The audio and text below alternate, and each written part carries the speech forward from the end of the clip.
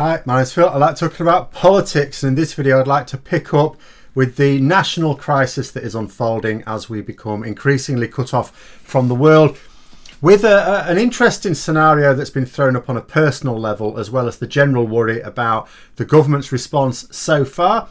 I'd like to think that by the time this video comes out, the government will have done something useful, but at the point at which I'm recording it, it's not looking that brilliant. But first, if you'd like to be notified of daily news and politics, please subscribe to the channel and click the bell notification icon.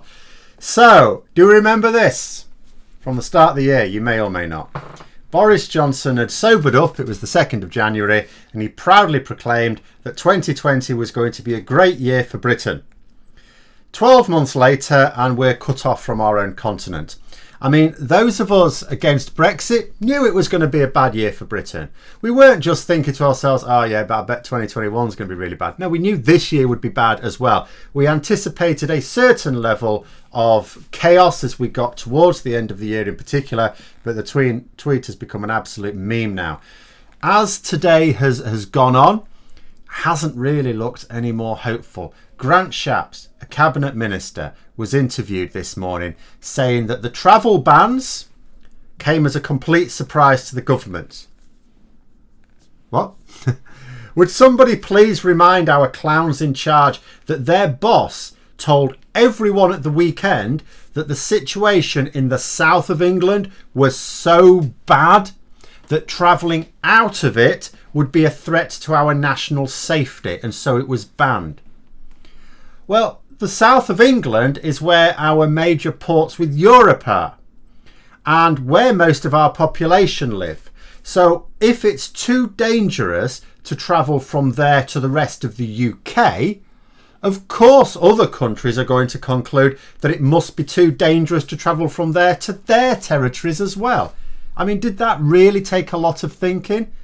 And so the travel bans continue to roll out. I've just seen India have done the same. So it's really going international now. Did Boris Johnson really want to cut off the UK from Europe? That was a genuine question throughout quite a lot of this year. If so, he's absolutely done it. Quite spectacularly. Not sure he intended to cut us off from the rest of the world as well. Who knows where we'll be in the few hours it takes between me recording this and you seeing it. He's supposed to be visiting India next month as guest of honour at their annual Thank Goodness We're Not Ruled by the British parade.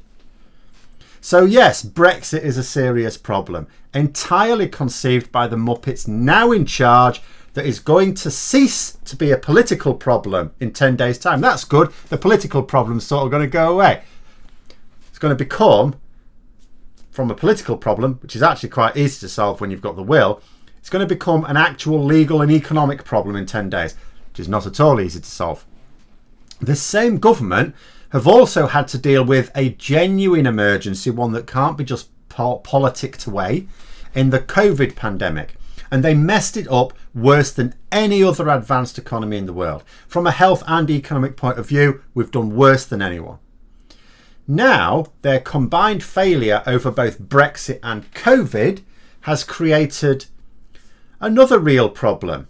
But not only just a real problem, but an urgent one as well, because every hour's delay in acting is creating major problems. We talked about the fact that Boris Johnson, in delaying his decision to impose the new restrictions, or delaying his decision to impose the second national lockdown, for example, with that situation, every extra day's delay was causing a problem. Here, every extra hour's delay is causing a problem. This is absolutely a situation where Boris Johnson, who's been meeting with experts today in his Cobra emergency meeting, absolutely needed to just sit down, listen to what the experts advise, and just do it. Not consider the political ramifications, not think about what his backbenchers will say about it, not thinking about what the headlines will look like. Just bloody do. In fact, he doesn't even have to do it. He wouldn't do it. He can't do anything. All he has to do is say yes to it. He just has to authorise it. Expert number one, for your field of expertise, what do you recommend? Oh, I recommend this. Right, do it. Expert number two, what do you recommend? Do it. Round the table like that. That's what he should have done. Has he done it? I bet he hasn't. I don't know. Maybe he will realise that this is just too serious and urgent to mess about. Who knows? And in amongst all the pressing problems of our main source of food imports being largely shut off, as well as medicines, remember 80% of our pharmaceuticals rely upon EU imports, and we have to keep rolling these in quickly. You know, this is not something that we could, well, we certainly haven't stockpiled, and we can't stockpile in this country. Amongst it all, there are also little individual human tragedies playing out as well. I saw this query flying around on Twitter. So it refers to a UK citizen who is fleeing the sinking Brexit ship and Plague Island now as it is, and is taking up residence in the EU. And because if any UK citizen does this, is properly registered by the end of the transition period, then we get to keep our rights in the EU. Now, this particular person was due to fly to Germany on the 27th. But if the travel ban holds, that's not happening. And even that would only give them a few days to get registered, wouldn't it? Now, if they take up that residency in the new year, they are going to lose those rights that would have been guaranteed were it not for this latest crisis caused and worsened by the incompetence of the same Brexit government that have created the deadline for this move in the first place. You know, they'd already been prevented from making the move earlier, they say, due to the costs involved in working around previous lockdowns and other COVID restrictions. They couldn't have travelled any earlier. Now, you look at this and you think, well, I'd like to think that the German authorities in this case, but it could be whichever country's embassy in general, would be accommodating. After all, people will have set themselves up with new homes and jobs, and it wouldn't be fair to be shafted by the combination of Brexit and disastrous COVID handling that is not their fault. But legally speaking, I mean, that's not the situation. There is no guarantee that this can be just sorted out. It may even be legally tricky to sort it out. There's certainly no legal basis, as I say, for doing so. You know, my first thought was, well, the registration is what's key here. Could they maybe get registered at the embassy in the UK? And I don't know if that's possible. I don't know how it works. I've never considered moving abroad. But then you think, well, those embassies are all of major countries, certainly, are basically in London. London's in tier 4. So if they already live there, okay. If they don't, then they're stuck in London because it's not, are you allowed to travel out? I know there are certain exemptions for travelling out of tier 4. I mean, this one wouldn't be specifically covered. You know, as it's an emergency, you can travel into tier 4 for this purpose, I guess. Would you then be stuck in London? I don't know. Also, this tier 4 is the current breeding ground for the variant of the virus that has caused the travel bans in the first place. So, I mean, then you think, so will they then be allowed to travel to Germany, even if the travel ban ends? Will they maybe say you can only travel from certain areas of the country or something like that? I don't know how it works, because we haven't got a solution to this yet. This is a rabbit hole that just gets worse the further down you go. The travel bans at the moment are essentially precautionary. It's not clear how serious the problem is in the south of England, because it's not clear just how straight Boris Johnson has been with us all. Like the actual data and the scientific analyses on which he's basing what he's saying is not really publicly available. What is publicly available, you know, doesn't really tie up with what Boris Johnson's saying, for example. Now, the various countries that are blocking travel from the UK, you know, which, as I say, is now going worldwide, includes India now, are going to take stock of the situation and judge the risk of rescinding the travel bans. Obviously, they've had to put the travel bans in place just in case it is a super serious and it's far too risky, because then they will get flack from their own people, quite rightly, if they didn't act quickly enough. So they've understood the need to act quickly. If only Boris Johnson had learnt that lesson before this year, we may not be in this situation. But if they judge that the risk is very real and unacceptably high, or at the very least they can't find evidence to downgrade the risk, and when you consider their own rates of infections, which are very high in all of these countries, without the new variant messing things up even more, then, you know, you think about how long these bans could exist, and it's like, well, maybe for a while. I mean, certainly I would argue Germany can keep it for a while. Germany are not that far from Britain, but I would argue in terms of the countries where there'd be the greatest pressure to try and downgrade the risk, if they at all can, surely it'd be the one where most of our trade flows. They would have the greatest dilemma, like France, Ireland, Belgium, Netherlands, I would think. I would think particularly France and Ireland. But this problem, along with everything else that has come with, the terrible emergency of this weekend, is the direct result, as I say, of the government's handling of both Brexit and Covid. If they'd have handled either one of them in the national interest, we wouldn't be in this situation.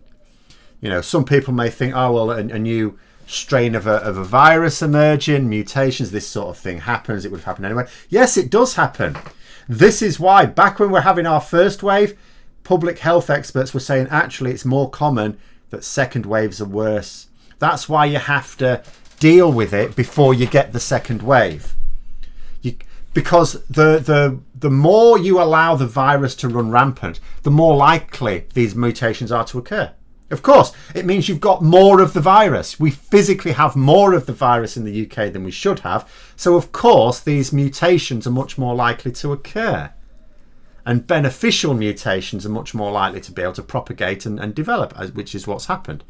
What we have here now, this situation right now, is the love child of both Brexit and Covid. It could not have existed without both. Arguably, it could just be put down to Brexit, because without Brexit, you could argue we couldn't possibly have had this government. This government was put in place because of Brexit. The rest of the Conservative Party have no faith in Boris Johnson's competence. They certainly don't now. They don't even particularly like him. He was not realistically going to become leader without Brexit, and certainly not at a time like this. And the cabinet as well, the wider... You could argue Boris Johnson would have got away with it as a crap prime minister if he'd have appointed effective ministers, but he didn't. The criterion for becoming a senior government minister was absolute loyalty to the hard Brexit cause, not loyalty to the country, not even loyalty to the party, certainly not competence. Loyalty to not just Brexit, but a hard Brexit. That was it. And it's been pointed out that what we really need now is politicians standing up and calling for the obvious action. Extending Brexit. Yes, we can't just say to the EU, can we now have an extension of the transition period? The law would have to be changed. There isn't really time for that now. There was last month. There may even have been last week. There isn't really now. But we can certainly agree some legal way of replicating the same thing as a separate treaty. I mean, if there's still time to implement a full free trade agreement, there is definitely time to implement a much smaller treaty that is a copy-pasted version of the transition period. Of course there is. So far, I have seen one Conservative MP ask for this publicly. There may be others doing so privately. I do think they need to start publicly calling for it in much greater numbers, though, to drown out the lunatics in their midst. There isn't time to let Johnson even think about this. We need action now. I will also have to point out, for the sake of covering it all, people have pointed out as well that the Labour leader, Keir Starmer, has not called for this. Other political leaders have. Am I going to defend that? Absolutely not. He should be doing. He should be doing. His job today is talking about what he wants to do to strengthen the union.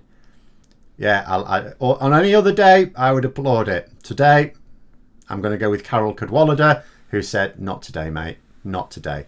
But at the same time, let us be realistic. Opposition MPs, Parliament's not even sitting. Doesn't matter what they say or do. Starmer should be calling for it.